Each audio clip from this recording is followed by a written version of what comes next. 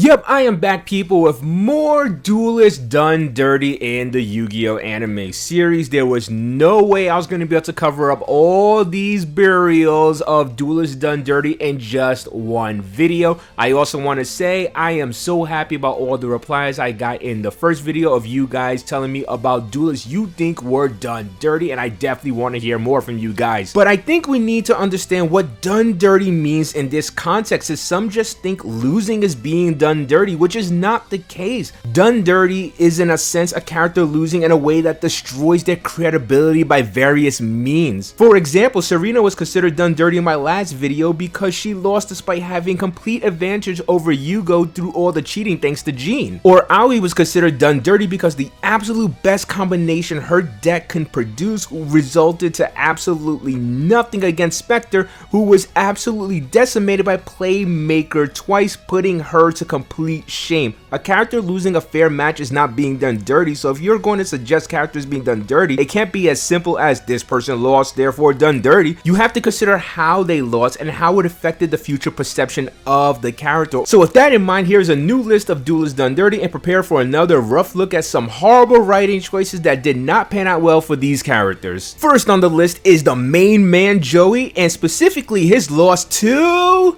Siegfried. Yeah, many of you were thinking I was going to say Merrick, but in context, I don't think Joey was done dirty in that duel, because even after the duel, the perception of Joey was that he was strong enough to beat the final boss of the Battle City arc. We all know Joey had the match won, and in the end, he didn't feel weak. Not to mention, Merrick is the final villain of the arc, and Yugi needed to put him away in a way that would save Merrick and dispel his Yami side. Joey definitely got cheated out of a win, but who's to say him beating Merrick would have ended the Yami side of Merrick? He would have been knocked out of the tournament for sure, but maybe it was for the best that Yugi and Yami were the ones to finally put him down in that shadow game. And to be honest with you guys, I totally expected Joey to just straight up lose that duel against Merrick, but he proved me wrong. Joey showed he could have been the one to take down Merrick and not even need the power of a god like Yugi did. I also think that duel rehabbed Joey a bit, considering he was only in the semifinals because Odeon essentially threw away the game he had won against Joey. In the duel against Merrick gave Joey back a great deal of respect and credibility that I think he lost against Odeon, but the same can't be said about his duel with Siegfried. Let's talk about it. In the manga, Merrick was Joey's final opponent, and I think that was a pretty good way to go out. He might have lost, but it was against the big bad of an arc, and he could have won the duel. But you know what? That's not the way Joey went out in the anime. In the anime, Joey was made to look like a chump in a filler arc against a villain the studio used to dismantle Joey's credibility as a duelist to make Siegfried look strong. We are talking about Joey here, the second place winner of Duelist Kingdom and the fourth place winner of the Battle City tournament. But seeing how Siegfried absolutely toyed around with Joey would make you forget he had such accolades. I still can't believe that Joey's final duel in the anime was him getting schooled by the freaking anime director's Yu-Gi-Oh OC. Absolutely no respect for Joey, and ending his career in such a horrible display. I'm not saying that Siegfried can't win, but at least allow Joey to save face. Like, I know it would be odd, but it would have been better if maybe in traditional Joey fashion,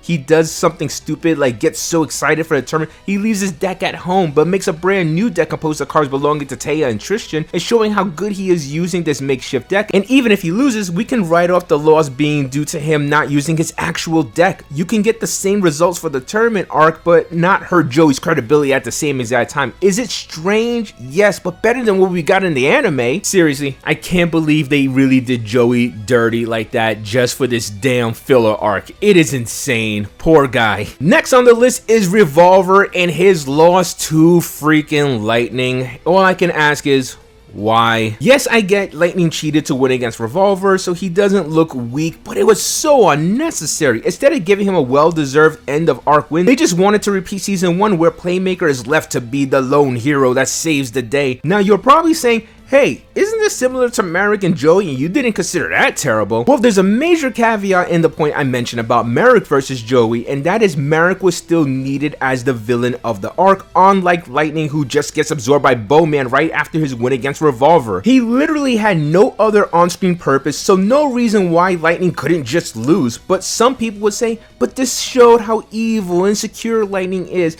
and to that I say, we already know that about him. I didn't need to see what he did at the end of his duel with Revolver to know Lightning is a bad guy. He's literally using the body of someone he kidnapped to duel against their will. He has evil intentions and he will seek to fulfill his goals by any means. I didn't need this instance of him being underhanded to drill his character traits into my head unless it was going to serve a plot further. Maybe like him dueling Playmaker afterwards and infuriating Playmaker, seeing him toy with Jin's life so carelessly and what he did to Revolver. But no! Lightning was just going to serve no plot purpose and Revolver was just beat for the sake of doing so. At least when a rival like Kaiba or Kaido lost, it served a purpose to a degree at least. Revolver could have just got his well-earned victory against a now unnecessary villain and the plot would have still moved in the same direction. Unlike if Merrick lost to Joey, it is very likely that Yami Merrick would still be around and it was probably for the best that Yugi actually destroys Yami Merrick in that particular shadow game so that Yami Merrick cannot be a threat in the future. But in Lightning's case, he was going to be a Zorai Bowman win or lose, so it makes no sense that Revolver didn't win in that situation. Well, since I did mention Kaiba, might as well go into his story next because he is next on the list of duelists done dirty, and particularly his duel against Yugi in Duelist Kingdom. This right here, people, this was the duel that made me realize that Kaiba is just not on Yugi's level at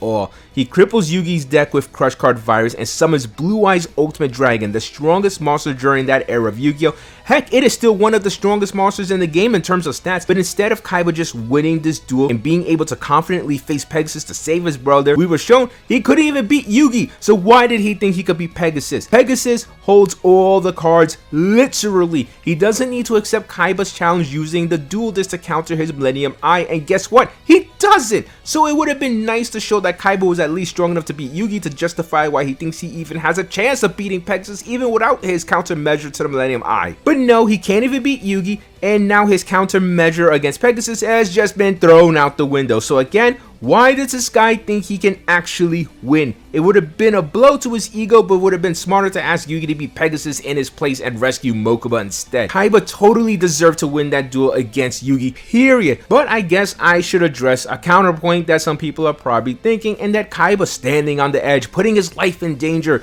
showed he would do anything to save his little brother. And to that I say, we already know that! Just like with Lightning, there are things as viewers we already understand about characters that we don't need nailed into our skulls, especially if it's gonna hurt a character, and in this case, Kaiba's credibility was damaged and it was never ever recovered. Some might say this needed to happen for Yugi's conflict with Yami, and I addressed this in other videos. There were other ways to bring this about, especially when you consider Yami's history in Yu-Gi-Oh! Zero. It is strange that just now Yugi's having to struggle with Yami's methods considering all the things he's done in the past. There was honestly no reason for Kaiba to just lose the way he did. The writing totally did Kaiba dirty. Even as a kid, I knew that whole Mammoth Graveyard Living Arrow play was absolute bull. Kaiba deserved better than to be the Team Rocket's Yugi's Ash. Alright, we'll just do one more for this list. Trust me, there'll probably be a part 3 because there's a lot that I can go over, but we're just gonna end with Antinomy being done dirty, particularly in his duel against Yusei Part 1.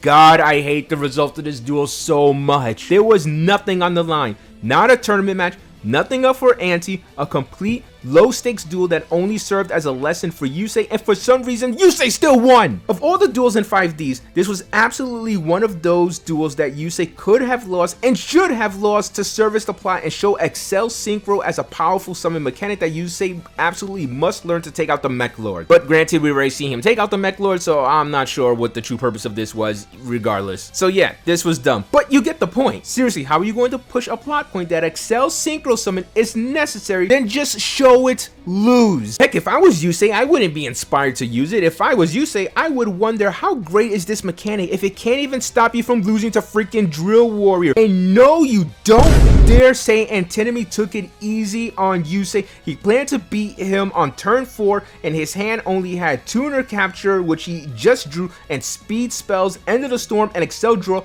none of which he can use, and prior to that, he used every other card in his hand during that duel, nor did he have a face-down card he could use to counter Yusei's final play. So do not try to make him an excuse for this ridiculous end of duel for Antinomy losing. Antinomy lost clinging to Yusei, so if you think everything is okay because Antinimi held back, you are wrong. The writers could not help themselves at all when it came to making Yusei an incredibly powerful MC. This duel made Antinimi look foolish. He was trying to mentor Yusei and show him a level he needs to achieve to defeat his enemies. In exchange, he gets his butt kicked. Seriously, Yusei couldn't lose this no-stakes duel to teach him something. Antinimi is just another duelist done dirty, and there's gonna be a lot more. I know it. I'm gonna go back and I'm gonna keep looking to see other duelists who were done dirty. But you know what? Go in that comment section as well. Let me know who else you think was done dirty, and I'll do some research on it and see if I agree with you and put it in the next video as well. But that is all I got for you guys today. Let me know what you guys think in the comments. Did you guys agree with me, disagree with me? I'm pretty sure a lot of people are gonna disagree on some of these, especially people who love 5Ds and frames. Oh man.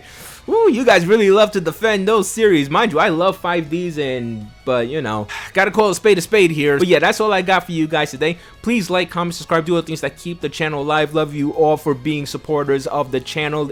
I couldn't be doing this without you guys. So until next time, people, peace out.